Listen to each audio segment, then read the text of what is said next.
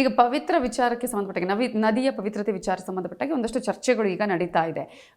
ಇಲ್ಲ ಪವಿತ್ರ ಆಗಿದೆ, ಅಲ್ಲಿ ಏನೇನೋ ಹಾಕ್ತಾ ಇದ್ದಾರೆ ಅಂತ ಹೇಳಿ. ಇದರ ಬಗ್ಗೆ ಏನು ಹೇಳೋದಕ್ಕೆ ಬಯಸ್ತೀರಿ ನೀವು? ಅದು ಖಂಡಿತವಾಗಿ ತಪ್ಪದು. ಭಾಳ ಜನ ಈ ನದಿ ಅಂದರೆ ನಾವು ಪವಿತ್ರ ಅಂತ ಹೇಳ್ತೇವೆ, ಪವಿತ್ರ ಅಲ್ಲದು, ಅಪವಿತ್ರ ಮಾಡ್ತಾರೆ ಬಂದು. ಅದನ್ನು ಬಟ್ಟೆ ಒಗಿತಾರೆ ಮತ್ತು ಶೌಚ. ನಾನೊಂದು ದಿವಸ ನಿಂತು ನೋಡ್ತಾ ಇದ್ದೆ, ಒಬ್ಬ 2 ಸ್ಲಿಪ್ಪರ್ ತೆಗೆದು ಭಾಳ ಚೆನ್ನಾಗಿ ಅದನ್ನು ನಾನು ಕರೆದವನಪ್ಪ ನಿನ್ನ ಸ್ಲಿಪ್ಪರಿಗೆ ನಿನ್ನ ಸ್ಲಿಪ್ಪರ್ ಆ ಕಡೆ 4 ಜನ ಸ್ನಾನ ಮಾಡ್ತೀನಿ, ನೀನು ನೋಡಲಿಲ್ಲ ಅವ್ರನ್ನ? ಇಲ್ಲ ಸರ್. ಅಥವಾ ನಿನ್ನ ಗಮನಿಸಲೇ ಇಲ್ಲ ಸರ್ ಅಂದ. ಅಂದರೆ ಅವರು ತನ್ನ ಚಪ್ಪಲಿ ಮುಖ್ಯ ಅಲ್ಲದೆ ಅಲ್ಲಿ ಸ್ನಾನ ಮಾಡ್ತಾರೆ ಅನ್ನೋದು ಮುಖ್ಯ ಅಲ್ಲ. ಈ ಥರ ಅನೇಕ ಅಜ್ಞಾನದಿಂದ ಅಥವಾ ಅಯಾಚಿತವಾಗಿ ಗೊತ್ತಿದ್ದಲ್ಲ, ತಿಳುವಳಿಕೆ ಇಲ್ದೇ ಗಲೀಜು ಮಾಡ್ತಾ ಹೋಗ್ತಾರೆ. ಬಟ್ಟೆಗಳನ್ನೆಲ್ಲ ಒಗಿತಾರೆ, ಇದು ಮಾಡಿ ಮಕ್ಕಳಿಗೆ ಗಲೀಜು ಅಲ್ಲಿ ಶೌಚಾಲಯ ಇದೆ, ಶೌಚಾಲಯ ಇದ್ದರೆ ಮಕ್ಕಳನ್ನು ಅಲ್ಲಿ ಮಾಡಿಸ್ತಾರೆ. ಇಂಥದ್ದೆಲ್ಲ ನಡೀತದೆ. ಇದಕ್ಕೆ ಸಾಧ್ಯವಾದಷ್ಟು ಎಚ್ಚರಿಕೆ ಮೈಕಿನಿಂದ ಹೇಳಿಸುವಂಥದ್ದು, ಎಚ್ಚರಿಕೆ ಕೊಡುವಂಥದ್ದು. ಸಣ್ಣ ಗಿಂಡಿ ಅಗಾಲವಾಗಿ ಎಲ್ಲ ಕಡೆ ನದಿಗೆ ಹೋಗ್ಬೋದು, ಅದನ್ನು ರೆಸ್ಟ್ರಿಕ್ಟೆಡ್ ಎಂಟ್ರಿ ಮಾಡಿ ಅಲ್ಲಿ ಅವರಿಗೆ ಎಚ್ಚರಿಕೆ ಕೊಟ್ಟು ಕಳಿಸೋ ಎಲ್ಲ ವ್ಯವಸ್ಥೆ ಮಾಡಿದೆ. ಆದರೂ ಕೂಡ ಜನ ಕೇಳೋದಿಲ್ಲ. ಈಗ ನಿಮ್ಮ ಉತ್ತರ ಭಾರತ ಕರ್ನಾಟಕದಲ್ಲಿ ಅಂದರೆ ಈ ಬಯಲುಸೀಮೆ ಅಂತ ನಾವು ಎಲ್ಲಿ ನೀರಿಲ್ಲ, ಫೆಬ್ರವರಿ, ಮಾರ್ಚ್, ಏಪ್ರಿಲ್, ಮೇ, ಜೂನ್ನಲ್ಲಿ ಬಂದರೆ ಅವರ ಮನೆಯಲ್ಲಿ ಇದೆಲ್ಲ ಬಟ್ಟೆಗಳನ್ನು ತರ್ತಾರೆ, ಬಂದು ಇಲ್ಲಿ ಒಗಿಸಿ ಅಲ್ಲಿ ಒಣಗಿಸಿ ತಗೊಂಡು ಹೋಗ್ತಾರೆ. ಇಂಥದ್ದೆಲ್ಲ ಕೆಲಸ ಅವ್ರಿಗೆ ಹೇಳಲಿಕ್ಕೂ ಅಲ್ಲ, ನಮಗೆ ಬಟ್ಟೆ ಒಗಿಬೇಡಿ ಅಂತ ಹೇಳಲಿಕ್ಕೂ ಅಲ್ಲ. ಅಲ್ಲಿ ಬೇರೆ ನೀರಿಲ್ಲ ಅವರಿಗೆ. ಇಲ್ಲಿ ಬಂದಾಗ ಇಲ್ಲಿ ಈ ಥರ ಮಾಡಿ ಹೋಗ್ತಾರೆ. ನಮಗೆ ತುಂಬ ನೋವಾಗ್ತದೆ, ಅದು ಏನು ಮಾಡಲಿಕ್ಕೆ ಆಗೋದಿಲ್ಲ. ಇನ್ನು ಈಗ ಕೇರಳದಲ್ಲಿ ಒಂದು ವಿಚಾರ ಬಹಳ ಜೋರಾಗಿ ಚರ್ಚೆ ಆಗ್ತದೆ ಅಂತ ಹೇಳಿದರೆ, ಬಟ್ಟೆಯನ್ನು ಯಾಕೆ ಹಾಕಿಕೊಂಡು ಹೋಗಬಾರ್ದು ದೇವಸ್ಥಾನದ ಒಳಗೆ ಅನ್ನುವಂಥದ್ದು. ಧರ್ಮಸ್ಥಳದಲ್ಲಿ ಕೂಡ ಈಗ ಹುಡುಗರು ಬಟ್ಟೆಯನ್ನು ಅಂದರೆ ಶರ್ಟನ್ನು ತೆಗೆದು ಹೋಗುವಂಥದ್ದು. ಈ ವಿಚಾರ ಎಂಥದ್ರಲ್ಲಿ ಏನು ಅನಿಸುತ್ತೆ? ಯಾಕಂತ ಹೇಳಿದರೆ ಒಂದೊಂದು ಪರ ವಿರೋಧ ಅಭಿಪ್ರಾಯಗಳು ಇದ್ದೇ ಇರುತ್ತೆ ಯಾವುದರಲ್ಲೂ ಕೂಡ. ಈ ವಿಚಾರದಲ್ಲಿ ನಿಮ್ಮ ಅಭಿಪ್ರಾಯ ಏನು? ಈಗ ಬಟ್ಟೆ ತೆಗೆದು ಹೋದರೆ ಏನಾಗುತ್ತೆ? ಬಟ್ಟೆ ಹಾಕಿ ಅಂದರೆ ಏನಾಗೋದಿಲ್ಲ, ಹಾಗೆ ದೇವರು ಹಾಗೆ ಇರ್ತಾರೆ. ಆದರೆ ಒಂದು ಸ್ಥಳಕ್ಕೆ ಪ್ರವೇಶ ಮಾಡುವಾಗ ಗೌರವ ಬರಬೇಕು ಅಂದರೆ ನಾವು ಬಟ್ಟೆಯನ್ನು ತೆಗಿಬೇಕು. ಗೌರವ ಈಗ ಒಂದು ಯಥಾಯೋಗ್ಯ ಅಂತ ಇರುತ್ತೆ. ಯಥಾಯೋಗ್ಯ ಅಂತಂದರೆ ಈಗ ಪೊಲೀಸ್ ಯೂನಿಫಾರ್ಮ್ ಹಾಕಬೇಕು. ಯಾಕೆ ಯೂನಿಫಾರ್ಮ್ ತೆಗೆದು ಏನೇ ತೆಗೆದಾಗ ಗೌರವ ಕೂಡ. ಕಾಕಿ ಬಟ್ಟೆ ದೂರದಲ್ಲಿ ಕಂಡರೂ ಕೂಡ ತಮಗೆ ಭಯ ಆಗುತ್ತೆ. ಅದೇ ರೀತಿಯಲ್ಲಿ ಈ ನಿಯಮಗಳನ್ನೆಲ್ಲ ಬಟ್ಟೆ ತೆಗೆದೇ ಹೋಗಬೇಕು. ಯಾಕೆ ಅಂತಂದರೆ ಮಾರ್ಕೆಟಿಗೆ ಹೋಗೋದಕ್ಕೂ ಅಥವಾ ನಾವು ಶೌಚಾಲಯಕ್ಕೆ ಹೋಗೋದಕ್ಕೂ ದೇವಸ್ಥಾನ ಹೋಗೋದಕ್ಕೂ ವ್ಯತ್ಯಾಸ ಇರಬೇಕು. ಬಟ್ಟೆ ತೆಗೆದು ಹೋದರೆ ಅವರಿಗೆ ಒಂದು ಭಕ್ತಿ ಬರುತ್ತೆ, ಶ್ರದ್ಧೆ ಬರುತ್ತೆ. ಮತ್ತು ಶಾಸ್ತ್ರದಲ್ಲಿ ಕೂಡ ಏಕವಸ್ತ್ರದಲ್ಲಿ ಹೋಗಬೇಕು ಅಂತಿದೆ. ಹಂಗಾಗಿ ಏಕವಸ್ತ್ರದಿಂದ ದರ್ಶನ ಮಾಡಬೇಕು ಅಂತ. ಆ ಎರಡೂ ಕಾರಣಕ್ಕಾಗಿ, ಧಾರ್ಮಿಕ ಮತ್ತು ಸಾಮಾಜಿಕ ಕಾರಣಕ್ಕಾಗಿ ಬಟ್ಟೆ ತೆಗೆದು ಹೋದರೆ ಒಳ್ಳೆಯದು. ಈಗ ಅದಕ್ಕೆ ಬರುವಂಥ ಒಂದು ಶಾರಪ್ ಅಂತ ಹೇಳಿದರೆ, ಇಲ್ಲ ಜನಿವಾರದ ವಿಚಾರಕ್ಕೆ ಸಂಬಂಧಪಟ್ಟ ಹಾಗೆ ಈ ಥರ ಬಟ್ಟೆಯನ್ನು ತೆಗೆಸ್ತಾರೆ ಅನ್ನುವಂಥದ್ದು, ಅದು ಸುಳ್ಳು ಅನ್ನೋದನ್ನು ಹೇಳ್ತಿದ್ದೀರಿ ನೀವು. ಅಂದರೆ ಯಾವುದೇ ರೀತಿಯ ಜಾತಿ ಮತ ಹಿಂದೆ ಇತ್ತೇನೋ ಗೊತ್ತಿಲ್ಲ, 100 ವರ್ಷಕ್ಕೆ ಹಿಂದೆ ಹಾಗೆ ಇತ್ತೇನೋ ಗೊತ್ತಿಲ್ಲ. ಈಗ ಅಯ್ಯಪ್ಪನವರು ಬರ್ತಾರೆ. ಅಯ್ಯಪ್ಪನವರು ಎಲ್ಲ ಜಾತಿ ಒಂದೇ. ಅಯ್ಯಪ್ಪನ ಭಕ್ತರಿಗೆ ಯಾವ ಜಾತಿಯೂ ಇಲ್ಲ. ಅವರಿಗೆ ಅಯ್ಯಪ್ಪ ಭಕ್ತರು ಅನ್ನೋದು ಒಂದೇ ಜಾತಿ. ಅವರಲ್ಲಿ ಬರುವಾಗ ವಿಮರ್ಶೆ ಮಾಡೋದು ಹಾಗೆ. ಇವರು ಕೆಲವರು ಆಂಧ್ರ, ತಮಿಳುನಾಡು ಮತ್ತು ಕರ್ನಾಟಕ ಎಲ್ಲ ಭಾಗದಿಂದ ಬರ್ತಾರೆ. ಮತ್ತು ಅವರಲ್ಲಿ ಭೇದಗಳಿಲ್ಲ, ಜಾತೀಯತೆ ಇಲ್ಲವೇ ಇಲ್ಲ. ಹಾಗಾಗಿ ನಾವು ಕೂಡ ನಮ್ಮಲ್ಲಿ ಕೂಡ ಜಾತೀಯತೆ ಇಲ್ಲ. ಎಲ್ಲರೂ ಒಳಗೆ ಹೋಗ್ಬೋದು, ಎಲ್ಲರೂ ದರ್ಶನ ಮಾಡ್ಬೋದು, ಎಲ್ಲರೂ ಸಮಾನ ಪ್ರಸಾದ ಕೊಡ್ಬೋದು, ಎಲ್ಲರೂ ಆಚರಣೆ ಮಾಡ್ಬೋದು. ಕೆಲವು ಕಡೆ ಅದು ಇರ್ಬೋದು, ಹಿಂದೆ ಇತ್ತೇನೋ ಗೊತ್ತಿಲ್ಲ. 100 ವರ್ಷಕ್ಕೆ ಹಿಂದೆ ಜನಿವಾರ ಇದ್ದವ್ರಿಗೆ ಹೋಗಬೇಕು ಅಂದರೆ. ಈಗ 100 ವರ್ಷದ ಈಚೆಗೆ ಸ್ವಾತಂತ್ರ್ಯ ದೊರಕಿದ ಮೇಲೆ ಅಂತೂ ಎಲ್ಲಿ ಯಾವ ದೇವಸ್ಥಾನದಲ್ಲಿ ಕೂಡ ಜಾತೀಯತೆ ಇಲ್ಲ. ಹಾಗಾಗಿ ಜನಿವಾರಕ್ಕಾಗಿ ಶ್ರದ್ಧೆ ಸಿಗೋ ಅಗತ್ಯವೇ ಇಲ್ಲ. ಓಕೆ. ಇನ್ನು ಧರ್ಮ ಮತ್ತು ರಾಜಕಾರಣ ಅಂತ ಬಂದಾಗ, ಧರ್ಮದ ಕೆಲಸವನ್ನು ಮಾಡಿ ಈಗ ನೀವು ರಾಜ್ಯಸಭೆಗೆ ಕೂಡ ಆಯ್ಕೆಯಾದ್ರಿ. ಒಂದು ದೊಡ್ಡ ಹುದ್ದೆ ಕೂಡ, ಅದು ಕೂಡ ಒಂದು ಜವಾಬ್ದಾರಿಯುತ ಹುದ್ದೆ. ಫಸ್ಟ್ ನೀವು ರಾಜ್ಯಸಭೆಗೆ ಆಯ್ಕೆ ಆಗಿದ್ದೀರಿ ಅನ್ನುವಂತಹ ಸಂದರ್ಭದಲ್ಲಿ ಏನಾದರೂ ಮನಸ್ಸಿನಲ್ಲಿ ಗೊಂದಲ ಇತ್ತಾ? ಗೊಂದಲ ಅಂದರೆ ನಮಗೆ ನಿಜವಾಗಿ ರಾಜಕೀಯದ ಈಗಲೂ ಇಲ್ಲ, ನಾನು ಆಗಲೇ ಇಲ್ಲ. ರಾಜಕೀಯ ಅಂತಂದರೆ ಈಗ ಯಾರು ಅಧಿಕಾರಕ್ಕೆ ಬರಬೇಕು, ಯಾರು ಅಧಿಕಾರ ಹೊರಗಡೆ, ಈ ವಿಷಯವಾಗಿ ನನಗೆ ಇರುತ್ತಿಲ್ಲ. ಸಾಮಾಜಿಕವಾಗಿ ಇರುವಂಥ ಕಾರ್ಯಕ್ರಮಗಳಿಗೆ ಉಪಯೋಗ ಆಗೋದಾದರೆ ರಾಜಕೀಯ ಇರಲಿ ಅಂತ ಹೇಳ್ತಾರೆ. ನಾನು ಈಗಲೂ ಕೂಡ ಅಲ್ಲಿ ಹೋಗಿ ನಮಗೆ ಮಧ್ಯದಲ್ಲಿದ್ದೆ. ಈ ಎಡಗಡೆ ವಿರೋಧ ಪಕ್ಷದವರು, ಎಡಗಡೆ ಆಡಳಿತ ಪಕ್ಷದವರು, ಬಲಗಡೆ ವಿರೋಧ ಪಕ್ಷದವರು ಇರ್ತಾರೆ. ಚರ್ಚೆಗಳು ನಡೀತಾ ಇರ್ತದೆ. ನಾವು ಕೇಳ್ತಾ ಇರ್ತದೆ, ನಾವೇನು ಅದರಲ್ಲಿ ಭಾಗವಹಿಸೋದಿಲ್ಲ. ಕೆಲವು ಪ್ರಶ್ನೆಗಳನ್ನು 40 ಪ್ರಶ್ನೆಗಳನ್ನು ನಾನು ಕೇಳಿದ್ದೇನೆ. ಅದಕ್ಕೆ ನನಗೆ ಉತ್ತರ ಬಂದಿದೆ. ಏನು ಅಡಿಕೆ ಬೆಳೆ ಬಗ್ಗೆ ಮತ್ತು ಕೆಲವು ವಿಷಯಗಳ ಸಾಮಾಜಿಕ ಸಮಸ್ಯೆಗಳ ಬಗ್ಗೆ ಕೇಳಿರ್ತೇನೆ. ಇಂಥ ಪ್ರಶ್ನೆಗಳನ್ನು ಕೇಳುವಂಥ ಉತ್ತರ ಪಡೆಯುವಂಥ ಆಸಕ್ತಿ ಅಲ್ಲದೆ ಬೇರೆ ರಾಜಕೀಯವಾಗಿ ನನಗೆ ಯಾವಲ್ಲಿ ಎಲ್ಲಿಯೂ ಕೂಡ ಉಪಯೋಗಿಸೋದಿಲ್ಲ. ನನ್ನ MP ಸ್ಥಾನವನ್ನು ಎಲ್ಲಿ ಉಪಯೋಗಿಸೋದು, ರಾಜ್ಯಸಭಾ ಸದಸ್ಯವನ್ನು ಎಲ್ಲಿ ಉಪಯೋಗಿಸೋದಿಲ್ಲ. ಓಕೆ. ಈಗ ಸಂಸತ್ತು ಅಂತ ಹೇಳಿದ್ರೆ ನಾವು ಪ್ರಜಾಪ್ರಭುತ್ವ ಅಥವಾ ದೇವಸ್ಥಾನ ಅನ್ನುವ ರೀತಿಯಲ್ಲೇ ನೋಡ್ತೀರಿ. ಆ ರೀತಿಯಂಥ ಪವಿತ್ರ ಸ್ಥಾನ ಅಂತ ಅನ್ಸುತ್ತಾ ನಿಮಗೆ ಹೇಗೆ ಅಂತ ಹೇಳಿ? ಸಂಸತ್ತು ಖಂಡಿತವಾಗಿ ಪವಿತ್ರ ಸ್ಥಾನವಿದೆ, ಖಂಡಿತವಾಗಿ ಪವಿತ್ರ ಸ್ಥಾನ. ಮತ್ತು ಅಲ್ಲಿ ಬರುವಂಥ ವಿಷಯಗಳು, ಚರ್ಚೆಗಳು ಎಲ್ಲವೂ ಕೂಡ ದೇಶದ ಎಲ್ಲರಿಗೂ ಸಂಬಂಧಪಟ್ಟದ್ದಾದ್ದರಿಂದ ಒಬ್ಬರಿಗೆ. ಮತ್ತು ಕೆಲವಾರು ರೀಜನಲ್ಲಿ ಇರ್ತದೆ, ಎಲ್ಲೋ ರೈಲು ಹೋಗೋದಿಲ್ಲ, ಎಲ್ಲೋ ಬ್ರಿಡ್ಜು ಆಗಲಿಲ್ಲ, ಇಂಥದ್ದೆಲ್ಲ ಸಮಸ್ಯೆ ಬಂದಾಗ ಅದು ಆಯಾ ಪ್ರಾದೇಶಿಕವಾದಂಥ ವಿಷಯಗಳಿಗಿರುತ್ತೆ. ಅದು ಬಿಟ್ಟರೆ ಸಾಮೂಹಿಕವಾಗಿ ಸಾಮಾಜಿಕವಾಗಿ ಇಡೀ ದೇಶಕ್ಕೆ ಸಂಬಂಧಪಡುವ, ಈಗ ಒಂದು ಕಡೆಗೆ ಈ ವೇಸ್ಟ್, ಎಲೆಕ್ಟ್ರಾನಿಕ್ ವೇಸ್ಟು ಅದು ಇದನ್ನು ಸಾಗಿಸುವಾಗ ಏನಾದ್ರು ಅದು ಅವರಿಗೂ ನಮಗೆ ಗೊತ್ತಿರೋದಿಲ್ಲ. ಆ ಕೇರಳದಲ್ಲೋ ಅಥವಾ ಎಲ್ಲಿ ಶ್ರೀನಗರದಲ್ಲೂ ಇರ್ಬೋದು, ನಮಗೆ ಇಲ್ಲಿ ಗೊತ್ತಿರೋದಿಲ್ಲ. ಅಂಥ ವಿಷಯಗಳೆಲ್ಲ ಬಂದಾಗ ನಾವು ಖಾಲಿ ಕೇಳ್ತೇವಲ್ಲ, ಮತ್ತೇನು ಮಾಡಲಿಕ್ಕೆ ಆಗೋದಿಲ್ಲ. ನಮ್ಮಲ್ಲಿಲ್ಲ ಅದಂಥದ್ದು. ಅಂಥ ವಿಷಯಗಳೆಲ್ಲ ಬರ್ತದೆ ರಾಜ್ಯಸಭೆಯಲ್ಲಿ, ಉತ್ತರವನ್ನು ಕೂಡ ಕೊಡ್ತಾರೆ. ಓಕೆ, ನಿಮಗೆ ಇಷ್ಟ ಆಗೋದು ಏನು ಸಂಸತ್ತಿನಲ್ಲಿ? ಅದರಲ್ಲಿ ಸಂಸತ್ತಿನಲ್ಲಿ ಇಷ್ಟ ಈ ಥರದ ಒಂದು ವಿಚಾರಗಳು, ಸಂಸತ್ತಿನಲ್ಲಿ ಒಳ್ಳೆ ಚರ್ಚೆ ಆದರೆ ಒಳ್ಳೆದಿರುತ್ತೆ. ಅಂದರೆ ಈಗ ವಿಷಯದ ಬಗ್ಗೆ ಚರ್ಚೆಗಳಾಗಬೇಕು. ಚರ್ಚೆಗಳಾದಾಗ ಪರ ವಿರೋಧವಾಗಿ ಬರುತ್ತೆ. ಅದು ಕೆಲವು ಸಲ ಈ ಬರೋದಿಲ್ಲ, ವಿಷಯಗಳೇ ಬರೋದಿಲ್ಲ, ಬರೀ ಹೋರಾಟ ಜಗಳ ಇದೇ ಬರುತ್ತೆ. ಅದಾದರೂ ವಿಷಯಗಳು ಬಂದು ಚರ್ಚೆ ಆಗಿ ಒಳ್ಳೆ ವಿಷಯಗಳನ್ನ ಕೇಳಲಿಕ್ಕೆ ಸಿಕ್ಕಿದ್ರೆ ಒಳ್ಳೇದು ನಮಗೆ. ಆ ಸಂದರ್ಭದಲ್ಲಿ ಈಗ ನಾವು ನೋಡೋದಾದ್ರೆ, ನೀವು ಅಲ್ಲಿ ಕಮಿಟಿ ಅಂತ ಒಂದು ಕಮಿಟಿಗಳು ಮಾಡಿದಾಗ ಗ್ರಾಮೀಣಾಭಿವೃದ್ಧಿ ಮತ್ತು ಕೃಷಿಯ ವಿಚಾರವನ್ನು ಆಯ್ಕೆ ಮಾಡ್ಕೊಂಡ್ರಿ ಅಂತ ಹೇಳಿ, ಯಾಕಂದರೆ ಬೇರೆ ಬೇರೆ ವಿಚಾರಗಳನ್ನ ಆಯ್ಕೆ ಮಾಡ್ಕೊಳ್ಬೇಕು ಅಥವಾ ನಿಮಗೆ ಅವ್ರು ಕೊಡೋದಕ್ಕೂ ಕೂಡ ಅವಕಾಶ ಇರುತ್ತೆ. ನಿಮಗೆ ಆ ವಿಚಾರದಲ್ಲೇ ಅಷ್ಟು ಆಸಕ್ತಿ ಯಾಕೆ? ನನಗೆ ಈಗ ಹೋಗ್ಲಿಕ್ಕೆ ಆಗೋದಿಲ್ಲ. ಅಂದರೆ ನನ್ನ ಆಹಾರ ಪದ್ಧತಿ ಮತ್ತು ಬೇರೆ ಕಾರ್ಯಕ್ರಮ, ನನ್ನ ಧಾರ್ಮಿಕ ಶಿಸ್ತಿನಿಂದಾಗಿ ನಾನು ಎಲ್ಲ ಕಡೆ ಪ್ರಯಾಣ ಮಾಡಲಿಕ್ಕೆ ಆಗೋದಿಲ್ಲ. ಈಗ ನನ್ನ ಕೆಲವು ಕಮಿಟಿಯಲ್ಲಿ ಹಾಕಿದ್ದಾರೆ, ನಾನು ಹೋಗ್ಲಿಕ್ಕೆ ಆಗೋದಿಲ್ಲ. ಡೆಲ್ಲಿಲಿ ಮೀಟಿಂಗ್ ಆದರೆ ಕೂತ್ಕೊಳ್ತೀನಿ. ಈಗ ಸರ್ವೆ ಮಾಡುವಂಥ ಬಗ್ಗೆ ಇದು ಭೂಮಿ ಸರ್ವೆ ಮಾಡೋ ಬಗ್ಗೆ, ಇದು ಸ್ಯಾಟಲೈಟಿಂದ ಭೂಮಿ ಸರ್ವೆ ಮಾಡ್ತಾರೆ. ಸರ್ವೆ ಮಾಡಿ ಅವರಿಗೆ ಒಂದು ಪತ್ರ ಕೊಡಿ, ನಿಮ್ಮ ಭೂಮಿ ಇದೆ, ಎಷ್ಟು ಎಕರೆ ಇದೆ, ಎಷ್ಟು ಸೆನ್ಸ್ ಇದೆ ಅಂತೇಳಿ ಮಾಡಿಕೊಡಿ. ಇಂಥ ವಿಷಯಗಳೆಲ್ಲ ಪಾರ್ಟಿಸಿಪೇಟ್ ಮಾಡಿದೆ. ಅದಕ್ಕಿಂತ ಹೆಚ್ಚು ಈಗ ಅಲ್ಲಿಗೆ ಭೇಟಿ ಕೊಡುವಂಥದ್ದು, ಯಾವುದೋ ಹಳ್ಳಿಗೆ ಭೇಟಿ ಕೊಟ್ಟು ಅಲ್ಲಿ ವಿಷಯಗಳನ್ನು ಸಂಗ್ರಹ ಮಾಡಿ ಅಲ್ಲಿ ಪರಿಹಾರ ಕೊಡಬೇಕು ಅಂತ ಹೋಗಲಿಕ್ಕೆ ನನಗೆ ಆಗ್ತಾಯಿಲ್ಲ. ಅದು ಕೆಲವು ಸಮಸ್ಯೆಗಳಿದ್ದಾವೆ, ಧಾರ್ಮಿಕ ಸಮಸ್ಯೆಗಳಿಂದಾಗಿ ಈ ಸಮಸ್ಯೆಗಳು, ಸಾಮಾಜಿಕ ಸಮಸ್ಯೆಗಳಿಗೆ ಪರಿಹಾರ ಕೊಡಲಿಕ್ಕೆ ಆಗ್ತಾಯಿಲ್ಲ.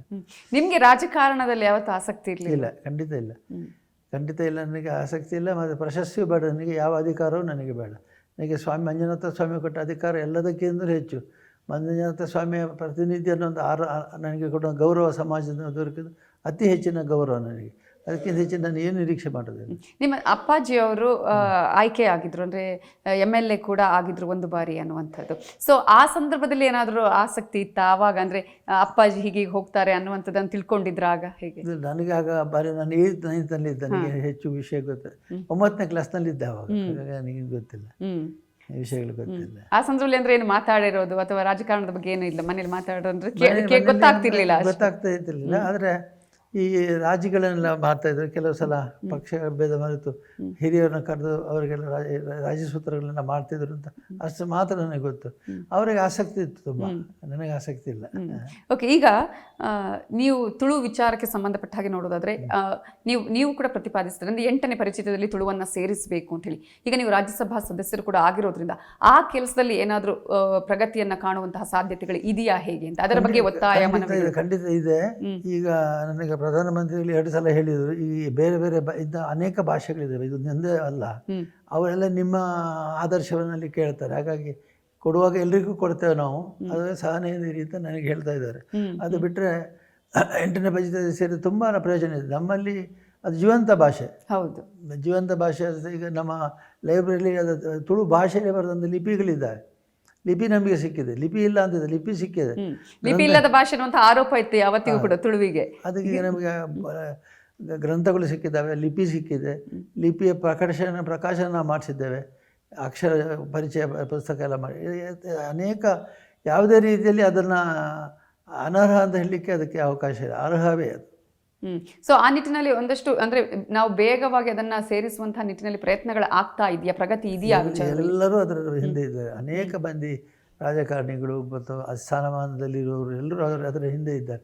ಆಗಲೇಬೇಕು ಅನ್ನೋ ಪ್ರಯತ್ನದಲ್ಲಿದ್ದಾರೆ. ಯಾಕಂದ್ರೆ ಬಹಳ ಎಲ್ಲರೂ ಒತ್ತು ಕೊಡ್ತಾ ಇದ್ದಂತಹ ವಿಚಾರ ಇದು ಅಂತ ಹೇಳಿ, ಹಾಗಾಗಿ ಒಂದು ಕಡೆ ಇಂತಹ ವಿಚಾರಗಳು, ಮತ್ತೊಂದು ಕಡೆ ನೀವು ರಾಜಕಾರಣದ ವಿಚಾರ ಹೇಳಿದ್ರೆ ನಮಗೆ ಅಷ್ಟು ಆಸಕ್ತಿ ಇಲ್ಲ ಅಂತ ಹೇಳಿ, ನೀವು ಈಗ ರಾಜ್ಯಸಭಾ ಸದಸ್ಯರು ಆಗಿರೋದ್ರಿಂದ ಅಲ್ಲಿ ಯಾವ ವಿಚಾರಗಳು ಅಥವಾ ಇನ್ನು ಮುಂದೆ ಈ ಥರದ ಒಂದು ಕೆಲಸ ಕಾರ್ಯಗಳು ಮಾಡಬೇಕು, ಇದರ ಮೂಲಕ ಅಭಿವೃದ್ಧಿ ಕೆಲಸಗಳು ಮಾಡಬೇಕು ಅನ್ನೋದಾದ್ರೆ ನಿಮ್ಮ ಈಗ MP ಫಂಡ್ ಅಥವಾ MP ಇದರಲ್ಲಿ ನಿಮಗೆ ಇರುತ್ತೆ.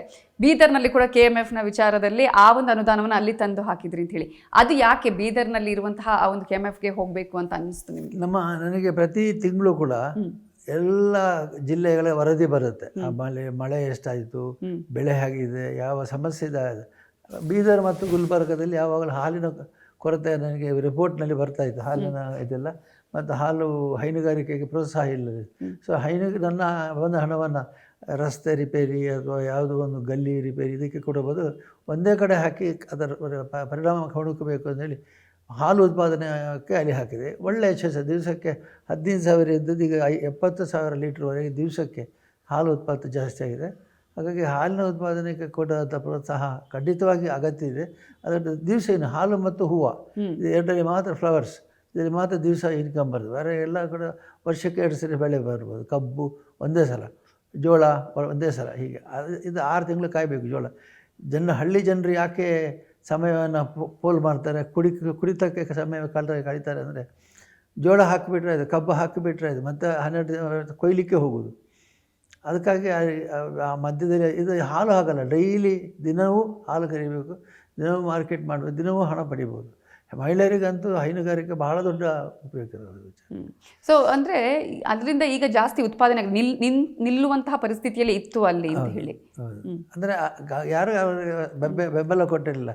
ಹಳ್ಳಿಯಲ್ಲಿ ಆಫೀಸು, ಈಗ ಹಾಲು ಉತ್ಪಾದಕ ಸಂಘ, ಸಹಕಾರಿ ಕೋಆಪರೇಟಿವ್ ಬಿಲ್ಡಿಂಗ್ಸ್ ಇರಲಿಲ್ಲ, ಕುರ್ಚಿಗಳಿರಲಿಲ್ಲ, ಮೇಜುಗಳಿರಲಿಲ್ಲ, ಟೆಸ್ಟಿಂಗ್ ಮೆಷಿನ್ಗಳಿರಲಿಲ್ಲ. ಈಗ ಬರೀ ನಾವು ಟೆಸ್ಟಿಂಗ್ ಮೆಷಿನ್ ಕೊಟ್ಟಿರೋದ್ರಿಂದಲೇ ಎಷ್ಟು ಆದಾಯ ಜಾಸ್ತಿ ಆಗಿದೆ. ಈಗ ಒಂದು ಹಾಲಿನಲ್ಲಿ ಎಷ್ಟು ಫ್ಯಾಟ್ ಇದೆ ಅಂತ ಫ್ಯಾಟಿನ ಮೇಲೆ ಗುರುತಿಸಿ ಹಾಲಿಗೆ ಬೆಲೆ ಕೊಟ್ಟರೆ ಬೆಲೆ ಜಾಸ್ತಿ ಬರ್ತದೆ. ಬರೀ ಹಾಲು ಅಂತಂದರೆ ಅದು ಏನು ಮಾಡಿದ್ರು ನೀರು ಕುಡಿಸಿ ಕೂಡ ಕೊಡ್ಬೋದು. ಇದು ಹಾಗಲ್ಲ, ಶುದ್ಧವಾದ ಹಾಲು ಕೊಟ್ಟರೆ ಅದರ ಫ್ಯಾಟ್ ಕಂಟೆಂಟ್ ಮೇಲೇ ಇವಾಗ ಅಲ್ಲಿ ಹಣ ಅವರಿಗೆ 40 ರೂಪಾಯಿ ಸಿಕ್ಕಲ್ಲಿ 70 ರೂಪಾಯಿ ಸಿಕ್ಕಿದೆ. ಅಂಥ ಬದಲಾವಣೆಗಳಾಗಿದೆ. ಮುಂದಿನ ದಿನಗಳಲ್ಲಿ ಬೇರೆ ಯಾವುದಾದ್ರೂ ಕ್ಷೇತ್ರಗಳಿಗೆ ಈ ಥರ ಒಂದು ನನ್ನ MP ಫಂಡನ್ನು ಕೊಡಬೇಕು ಅನ್ನೋದಾದರೆ ಯಾವುದು? ಈಗ ಇದು ಕೃಷಿಗೆ ಏನಾದರೂ ಅವಶ್ಯಕತೆ ಕೊಡ್ತದೆ. ಮತ್ತು ಕೆಲವು ಶಾಲೆಗಳು ಬಹಳ ದುಸ್ಥಿತಿಯಲ್ಲಿದೆ. ನಮ್ಮ ರಾಜ್ಯದಲ್ಲಿ ಸರ್ಕಾರಿ ಶಾಲೆಗಳ ದುಸ್ಥಿತಿ ಭಾಳ ಇದೆ. ಶಾಲೆಗಳಿಗೆ ನಾವು ಕೊಡ್ತೇವೆ. ಶಾಲೆಗಳಿಗೆ ಬೆಂಚ್ ಡೆಸ್ಕ್ ಈ ವರ್ಷನೇ 6.5 ಕೋಟಿ ರೂಪಾಯಿದು ಬೆಂಚ್ ಡೆಸ್ಕ್ಗಳನ್ನು ಕೊಡ್ತೇವೆ. ಬೆಂಚ್ ಡೆಸ್ಕ್ ಕೊಡ್ತೇವೆ ಮತ್ತು ಪುಸ್ತಕಗಳ ಸ್ಕಾಲರ್ಶಿಪ್ ಕೊಡ್ತೇವೆ ವಿದ್ಯಾರ್ಥಿಗಳಿಗೆ. ಅನೇಕ ಅವಕಾಶಗಳಿದ್ದಾವೆ. ಓಕೆ, ಇನ್ನು ಈಗ ನೀವು ದೇಶಗಳಿಗೆ, ಬೇರೆ ಬೇರೆ ದೇಶಗಳಿಗೆ ಪ್ರವಾಸವನ್ನು ಮಾಡ್ತೀವಿ. ನೀವು ಹೇಳಿದ್ರೆ ವರ್ಷಕ್ಕೆ ಒಂದು ಸಲ ನಾವು ಕುಟುಂಬ ಸಮೇತರಾಗಿ ಹೋಗ್ತೀವಿ ಅಂಥೇಳಿ. ಬಹಳ ಇಷ್ಟವಾದ ದೇಶ ಯಾವುದು ನಿಮಗೆ? ಯಾಕಂದರೆ ನಾನು ಕೇಳ್ಬಿಟ್ಟೆ ನೀವು ಅನ್ಯೂಶುವಲ್ ದೇಶಗಳಿಗೆ ಹೋಗ್ತೀರಿ, ಅಲ್ಲಿ ಏನಾಗಿದೆ ಅನ್ನೋದನ್ನು ತಿಳ್ಕೊಳ್ಳುವಂಥ ಪ್ರಯತ್ನ. ಬರ್ಮಾಗೂ ಕೂಡ ಹೋಗಿದ್ರಿ ಅಂತ ಹೇಳಿ. ನನಗೆ ಇಷ್ಟ ಆಗಿದ್ದು ಜಪಾನ್ ಮತ್ತು ಚೈನಾ. ಈ 2 ದೇಶದಲ್ಲಿ ಅವರು ಯಾವಾಗಲೂ ಕೂಡ ಭವಿಷ್ಯದ ಬಗ್ಗೆ, ಸಂಶೋಧನೆ ಬಗ್ಗೆ ಗಮನ ಹರಿಸಿದ್ದಾರೆ. ಬರ್ಮಾಕ್ಕೆ ಹೋಗಿದ್ದು ಭಾರತೀಯ ಹಿನ್ನೆಲೆಯನ್ನು ನೋಡಬೇಕು ಅಂತ. ಅಲ್ಲಿ ಕಮ್ಯುನಿಸ್ಟ್ ಸರ್ಕಾರ ಇದ್ದರಿಂದ ಎಷ್ಟು ವರ್ಷ ವೀಸನೇ ಸಿಕ್ಕಿಲ್ಲ. 3 ವರ್ಷಕ್ಕಿಂತ ಒಮ್ಮೆ ಮತ್ತೆ ಮುಚ್ಚಿದ್ರು ಅದನ್ನು. ಹಾಗಾಗಿ ನಾವು ಅಲ್ಲಿ ಹೋಗಿ ಅನೇಕ ದೇವಸ್ಥಾನ ಜೀರ್ಣೋದ್ಧಾರ ಅಂತ ಹೇಳಿದರೆ ಅಲ್ಲಿ ಮಾನ್ಯುಮೆಂಟ್ಸ್ ರೆಸ್ಟೋರೇಷನ್ ಭಾಳ ಚೆನ್ನಾಗಿ ಮಾಡಿದ್ದಾರೆ ಅವರು. ಹಾಗಾಗಿ ಅಲ್ಲಿ ಹೋಗಿ ಅದನ್ನು ನೋಡಿ ಬೇರೆ ಕಡೆ ಕೂಡ ಅದನ್ನು ಮಾಡಲಿಕ್ಕೆ ಅವಕಾಶ ಇದ್ದಾಗ ನೋಡ್ತೇನೆ. ಹೋದಂಥ ಸಂದರ್ಭದಲ್ಲಿ ಹೇಗಿರ್ತೀರಿ? ಯಾಕಂತ ಹೇಳಿದ್ರೆ ನಾನು ಕೇಳಪಟ್ಟ ಹಾಗೆ ಎಲ್ಲರೂ ಕೂಡ ಅಟ್ಲೀಸ್ಟ್ ಸ್ವಲ್ಪ ರೆಸ್ಟ್ ಮಾಡೋಣ ಅಂತ ಹೇಳಿದ್ರೆ, ಇಲ್ಲ ಎಲ್ಲವೂ ನಾವಿಲ್ಲಿ ನೋಡಬೇಕು, ಎಲ್ಲವನ್ನ ತಿಳ್ಕೊಳ್ಬೇಕು, ಅದನ್ನು ತಿಳ್ಕೊಂಡು ಮತ್ತೆ ಆರ್ಟಿಕಲ್ ಕೂಡ ಬರಿತಾ ಇದ್ರಿ ಅಂತ ಕೇಳಿಪಟ್ಟೆ. ಹೇಗೆ ಅದು ಅಂತ ಹೇಳಿ? ಯಾಕಂದರೆ ಅಲ್ಲಿ ಹೋಗುವಂಥ ಅವಕಾಶ ಇದ್ದಂತಹ ಸಂದರ್ಭದಲ್ಲಿ ನಾವೆಲ್ಲವನ್ನ ತಿಳ್ಕೊಳ್ಬೇಕು ಅನ್ನೋದಾ ಹೇಗೆ? ಎರಡು ಹೇಗೆ. ನಾನು ನೋಡಲಿಕ್ಕೆ ನೋಡ್ತೀನಿ, ಮ್ಯೂಸಿಯಮಿಗೆ ವಸ್ತುಗಳನ್ನು ಸಂಗ್ರಹಿಸಿ ಬರ್ತೀನಿ. ಮ್ಯೂಸಿಯಮಿಗೆ ಅನೇಕ ವಸ್ತುಗಳನ್ನ ಸಂಗ್ರಹಿಸ್ತೀನಿ ನಾನು. ಬೇರೆ ಬೇರೆ ದೇಶಗಳಿಗೆ ಹೋದಾಗ ಮ್ಯೂಸಿಯಂಗೆ ಬೇಕಾದ ಹಳೆ ವಸ್ತುಗಳನ್ನ ಸಂಗ್ರಹಿಸಿ ಕೂಡ ತರ್ತೀನಿ ನಾನು. ಆದ್ದರಿಂದ ಮ್ಯೂಸಿಯಂ ಕೂಡ ಎಲ್ಲ ದೇಶದ ವಸ್ತುಗಳು ಅಲ್ಲಿದೆ. ಈಗ ಪ್ರಧಾನಿಗಳನ್ನು ಅನೇಕ ಸಲ ನೀವು ಭೇಟಿಯಾಗಿದ್ದೀರಿ. ನರೇಂದ್ರ ಮೋದಿ ಅವರಲ್ಲಿ ಇಷ್ಟ ಆಗುವ ಗುಣ ಯಾವುದು ನಿಮಗೆ? ಒಂದು ತಾಳ್ಮೆ, ಅವರ ಬಹಳ ತಾಳ್ಮೆ ಇದೆ. ಇನ್ನೊಂದು ಚಿಂತನೆ, ಅವರ ಚಿಂತನೆ ವಿಚಿತ್ರವಾದದ್ದು. ದೇಶದ ಬಗ್ಗೆ, ಸಮಾಜದ ಬಗ್ಗೆ ಮತ್ತು ಸಾಮಾಜಿಕವಾಗಿ ಪ್ರಗತಿ ಬಗ್ಗೆ ಅವರ ಕಳಕಳಿ ಬೇರೆ ವಿಶೇಷವಾದದ್ದು. ಅದರಿಂದ ಆ ವಿಷಯದ ಬಗ್ಗೆ ನನಗೆ ತುಂಬ ಅಭಿಮಾನ ಇದೆ ಅವ್ರ ಮೇಲೆ. ಈಗ ನೀವು ಹೇಳಿದ್ರೆ ಅಂದರೆ ಒಂದು ರೀತಿಯಲ್ಲಿ ಒಬ್ಬೊಬ್ಬರ ಒಂದೊಂದು ರೀತಿಯಾಗಿ ಅವರ ವ್ಯಕ್ತಿತ್ವ ಇರುತ್ತೆ ಅಂತ ಹೇಳಿ, ಆ ಒಂದು ವ್ಯಕ್ತಿತ್ವದಲ್ಲಿ ಅದರಿಂದ ನಮಗೂ ಕೂಡ ಕಲಿಯೋದಕ್ಕೆ ಸಾಧ್ಯ ಆಗುತ್ತೆ ಅಂತ ಅನಿಸ್ತಾ ನಿಮಗೆ? ದೇಶಭಕ್ತಿ ಬಗ್ಗೆ ಮತ್ತು ಸಮಾನವಾಗಿ ಎಲ್ಲರನ್ನು ಕಾಣುವಂಥದ್ದು. ಈಗ ಪ್ರಗತಿ ನಾವೀಗ ಯೋಜನೆಯಲ್ಲಿ, ಗ್ರಾಮೀಣಾಭಿವೃದ್ಧಿ ಯೋಜನೆಯಲ್ಲಿ ಪ್ರಗತಿ ಅಂತಂದರೆ ಒಬ್ಬರನ್ನ ನೋಡೋದಿಲ್ಲ, ಒಂದು ಗ್ರಾಮವನ್ನು ನೋಡ್ತೇವೆ ಅಥವಾ ಸಮಾಜವನ್ನು ನೋಡ್ತೇವೆ, ಅದರಲ್ಲಿ ಕೂಡ ಜಾತಿ ನೋಡೋದಿಲ್ಲ, ಗುಂಪು ನೋಡೋದಿಲ್ಲ, ಅವರ ಕಾರ್ಯಕ್ರಮಗಳನ್ನು ಅನುಷ್ಠಾನ ಮಾಡ್ತಾನೆ ಇದೆಲ್ಲ ಅವರ ಪ್ರೇರಣೆ ಚೆನ್ನಾಗಿದೆ. ಇದರಲ್ಲಿ ಅವರು ದೇಶವನ್ನು ಸಮಗ್ರವಾಗಿ ನೋಡ್ತಾರೆ, ಸಮಗ್ರವಾಗಿ ಬೆಳವಣಿಗೆಗೆ ಪ್ರಚಾರ ಆದ್ಯತೆ ಕೊಡ್ತಾರೆ. ನನಗೆ ಅದು ಭಾಳ ಇಷ್ಟ ಆಯಿತು. ಓಕೆ, ಹಿಂದಿನ ರಾಜಕೀಯ ಜೊತೆಗೆ ಸಾಮಾಜಿಕ ಸ್ಥಿತಿಗತಿಗಳು ಎಲ್ಲವನ್ನ ಗಮನಿಸಿದಾಗ ನಮ್ಮ ಭಾರತ ಆಗಿರ್ಬೋದು ಅಥವಾ ಕರ್ನಾಟಕದಲ್ಲಿ ಎಷ್ಟು ಬದಲಾವಣೆ ಆಗಿದೆ ಅಂತ ಅನ್ಸುತ್ತೆ? ಸಾಕಷ್ಟು ಬದಲಾವಣೆ. ಈಗ ಬಡತನ ಅನ್ನುವಂಥ ಶಬ್ದವೇ ಈಗ ಇಲ್ಲ ಅಂತ ನಾನು ಹೇಳ್ತೀನಿ. ಯಾಕಂದರೆ ದುಡಿಯೋರಿಗೆ ದುಡಿಮೆಗೆ ಅವಕಾಶ ಇದೆ, ಹೊಸ ಹೊಸ ಯೋಜನೆಗಳಲ್ಲಿ ತೊಡಗಿಸ್ಕೊಳ್ಳಿಕ್ಕೆ ಹೊಸ ಹೊಸ ಅವಕಾಶಗಳಿದೆ. ಹಾಗಾಗಿ ಬಡತನ ಅಂದರೆ ಏನು, ದುಡಿಮೆಗೆ ಅವಕಾಶ ಇಲ್ಲದೇ ಇದ್ದರೆ ಅಥವಾ ಯಾವುದಾದ್ರೂ ಕೆಲಸ ಮಾಡಲಿಕ್ಕೆ ಅವಕಾಶ ಇಲ್ಲದೇ ಇದ್ದರೆ, ಈಗ ನಮ್ಮ ಹಳ್ಳಿಗಳಲ್ಲೆಲ್ಲ ನಮ್ಮ ಅಸ್ಸಾಂ ಮತ್ತು ಮಧ್ಯಪ್ರದೇಶ, ಸೇಲಂ ಈ ಕಡೆಯಿಂದ ಬಂದವರೇ ಕೂಲಿ ಕೆಲಸಕ್ಕಿದೆ. ನಮ್ಮ ಊರವರು ಕೂಲಿ ಕೆಲಸ ಮಾಡುವ ಅಗತ್ಯವೇ ಇಲ್ಲ. ಅದು ಯಾಕೆ ಅಂತಂದರೆ ಅಷ್ಟು ಉದ್ಯೋಗದ ಅವಕಾಶಗಳಿದ್ದಾವೆ. ಹಾಗಾಗಿ ಅಂತಹ ಬೆಳವಣಿಗೆ ನಮ್ಮ ಕರ್ನಾಟಕದಲ್ಲಿ ಆಗಿದೆ. ಸಾಕಷ್ಟು ಈಗ ಹಳ್ಳಿಗೆ ಹೋದರೂ ಕೂಡ ಎಲ್ಲ ಕಡೆ ನಿಮಗೆ RCC ಮನೆಗಳೇ ಕಾಣ್ತವೆ, ಹಂಚಿನ ಮನೆ ನಿಮಗೆ ಕಾಣೋದಿಲ್ಲ. ಈಗ ಎಲ್ಲ ಕಡೆ ಹೋದರೂ ಕೂಡ RCC ಮನೆಗೆ ಕಾಣ್ತವೆ.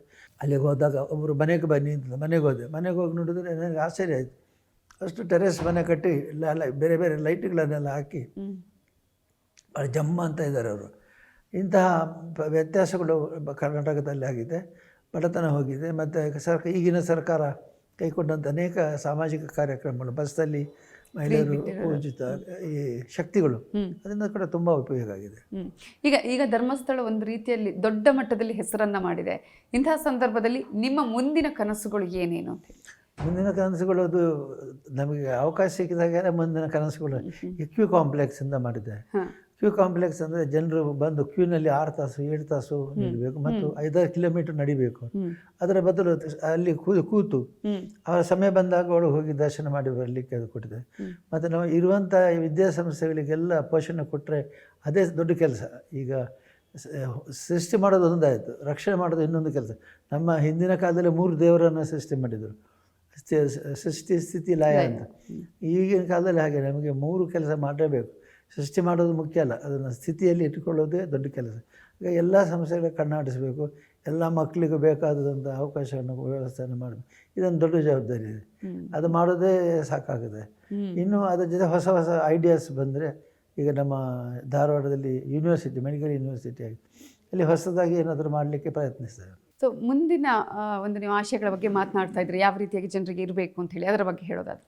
ಅದು ಈಗ ಇಂಥ ಗ್ರಾಮೀಣಾಭಿವೃದ್ಧಿ ಯೋಜನೆಯಲ್ಲಿ ಸಾಕಷ್ಟು ಅವಕಾಶಗಳಿದೆ, ಹೊಸ ಹೊಸ ಐಡಿಯಾಸ್ ಬರ್ತದೆ. ಮೊನ್ನೆಗ ನೀವು ಹೇಳಿದಾಗೆ ಲೇಟೆಸ್ಟ್ ಅಂತಂದರೆ ಫ್ರೀಯಾಗಿ ಡಯಾಲಿಸಿಸ್ ಮಾಡುವಂಥದ್ದು, ಅಂಥ ಅನೇಕ ಯೋಜನೆಗಳಿದೆ. ಮಂಗಳೂರಿನಲ್ಲಿ ಸರ್ಕಾರಿ ಆಸ್ಪತ್ರೆಗಳಲ್ಲಿ ರೋಗಿಗಳಿಗೆ ಚಿಕಿತ್ಸೆ ಒಳಗೆ ಜೊತೆಗೆ ಬಂದವರು ಇರಲಿಕ್ಕೆ ಅವಕಾಶ ಇರಲಿಲ್ಲ, ಹೋಟ್ಲಿಗೆ ಹೋಗ್ಲಿಕ್ಕೆ ಅವರಿಗೆ ಸಾಧ್ಯ ಇಲ್ಲ. ಅಂಥದ್ದು 2 ಧರ್ಮಶಾಲೆಗಳನ್ನು ಕಟ್ಟಿದ್ದೇವೆ ನಾವು, ಮಂಗಳೂರು ವೆನ್ಲಾಕ್ ಮತ್ತು ಲೇಡಿ ಗೋಶನ್ನಲ್ಲಿ. ಅದೇ ಥರ ಎಷ್ಟೋ ಐಡಿಯಾಸ್ ಇದ್ದಾವೆ, ಅಲ್ಲಿ ಇಲ್ಲಿ ಮಾಡ್ಬೋದು ಅಂದರೆ. ಎಲ್ಲ ಸಂದರ್ಭೋಚಿತವಾಗಿ ಐಡಿಯಾಸ್ ಮಾಡ್ತಾ ಹೋಗ್ತೇವೆ. ಆದರೆ ಪೂರ್ವಯೋಜಿತ ಕಲ್ಪನೆಗಳು ಅಂತೇಳಿ ಅಗತ್ಯವಿಲ್ಲ, ಬಂದ ಸಮಯ ಬಂದ ಸಂದರ್ಭ ಬಂದಾಗ ಮಾಡಿಕೊಂಡು ಹೋಗಿ. ನೀವು ಸೋಷಿಯಲ್ ಮೀಡಿಯಾಗಳನ್ನು ಬಳಕೆ ಮಾಡ್ತೀರಾ ಹೇಗೆ? ಕಡಿಮೆ. ಇಡೀ ಫ್ಯಾಮಿಲಿ ನಿಮ್ಮ ಜೊತೆ ಯಾವ ರೀತಿಯಾಗಿ ಸಪೋರ್ಟಿವ್ ಆಗಿದೆ ಈ ಇಷ್ಟೆಲ್ಲ ಅಭಿವೃದ್ಧಿ ಕೆಲಸಗಳನ್ನು ಮಾಡುವಂಥ? ಎಲ್ಲರೂ ಇಲ್ಲಿ ಬೆಂಗಳೂರಿನಲ್ಲಿ ಇರ್ತಕ್ಕಂಥ ಸುರೇಂದ್ರ ಕುಮಾರ್ ಅವರು ಸರ್ಕಾರದ ಜೊತೆ ಸಂವಹನ ಮತ್ತು ಎಜುಕೇಷನ್ ಡಿಪಾರ್ಟ್ಮೆಂಟ್ ಅವ್ರು ನೋಡ್ಕೊಂಡು, ಧರ್ಮಸ್ಥಳದಲ್ಲಿರುವ ಹರ್ಷೇಂದ್ರ ಕುಮಾರ್ ಅವರು ಎಲ್ಲವನ್ನು ನೋಡ್ಕೊಳ್ತಾರೆ. ಎಲ್ಲವನ್ನು ಅಂತಂದರೆ ಯಕ್ಷಗಾನ ಅದು ಎಲ್ಲವನ್ನು ನೋಡ್ತಾರೆ. ಹೀಗೆ ಒಂದೊಂದು ಸಹೋದರಗಳು ಒಂದೊಂದು ಜವಾಬ್ದಾರಿಯನ್ನು ವಹಿಸ್ಕೊಳ್ತಾರೆ. ಶ್ರೀಮತಿಯವರು ಎಲ್ಲ ನೋಡ್ಕೊಳ್ತಾರೆ ಅವರು ಹಾಗೆ. ಹಾಗಾಗಿ ನಮ್ಮ ಇಡೀ ಕುಟುಂಬ, ಮಗಳು ಶ್ರದ್ಧಾ, ಅವಳು ಕೂಡ ರೂರಲ್ ಡೆವಲಪ್ಮೆಂಟಿಗೆ ಹೋಗ್ತಾಳೆ. ಕೆರೆ ಒತ್ತುವರಿ, ಕೆರೆಯ ಸ್ವಚ್ಛತೆ ಬಗ್ಗೆ ಆಸಕ್ತಿ ವಹಿಸ್ತಾಳೆ. ಪ್ಲಾಂಟೇಷನ್ ಬಗ್ಗೆ ಅನೇಕ ವಿಷಯಗಳಲ್ಲಿ ಅವರು ಆಸಕ್ತಿ ವಹಿಸ್ತಾರೆ. ಯಾರ್ಯಾರಿಗೆ ಯಾವ್ಯಾವುದು ಇಷ್ಟವಾಗುತ್ತೆ ಅದರಲ್ಲಿ ಅವರು ನೀವು ಮುಂದೆ ಹೋಗಿ ಅಂತ ಹೇಳ್ತೀನಿ.